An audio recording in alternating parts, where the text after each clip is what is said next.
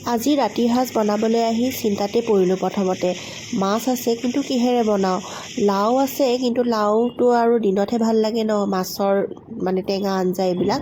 তাৰপাছত ভাবিলোঁ বিলাহীৰ লগতে বনাই দিওঁ আৰু তাৰপাছতে মই মাছখিনি ভাজি ল'লোঁ, আলুটো এনেকৈ ফ্ৰাই কৰি ল'লোঁ আৰু এইয়া যে দেখিছে সৰিয়হ আৰু জিৰা অকণমান সময় তিয়াই থৈ দিলোঁ, বেছি সময় নহয়, এই মাছখিনি ভাজালৈকে।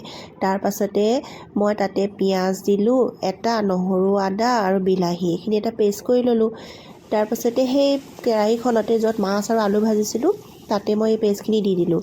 এতিয়া মই এইখিনি অকণমান সময় ভাজি ল'ম। এতিয়া ইয়াতে মই হালধি অকণ দিছোঁ আৰু বেলেগ একো মছলা পাতি মই ইয়াত দিয়া নাই। এতিয়া এইখিনি ভালদৰে ভাজি লৈছোঁ আৰু অকণমান মটৰ মানে কেইটামান মটৰো দি দিছোঁ, দেখিবলৈও ভাল হয়। আৰু এতিয়া এইখিনি ভাজ খোৱাৰ পিছত মই পানী দি দিলোঁ আৰু অকণমান সময় উতল অহাৰ পিছতে মই ইয়াতে ভাজি থোৱা মাছ আৰু আলুখিনি দি দিম। এয়া উতল আহিছে, এতিয়া এয়া মই দি দিলোঁ মাছ আৰু আলু আৰু এইখিনি অলপ সময় মই উতলিব দিম, কাৰণ মাছ আৰু আলুখিনি প্ৰায়ে মানে হেৰি হৈ আছে, সিজি আছে। আৰু এয়া মই লাষ্টত নিমখ অকণমান দিলোঁ, নিমখ সোৱাদ অনুসৰি দিলেই হ'ল। আৰু এয়া হৈ গ'ল মাছৰ জোল। খাবলৈ বিৰাটেই টেষ্টি হৈছিল, দেখিবলৈ যিমান ধুনীয়া হৈছিল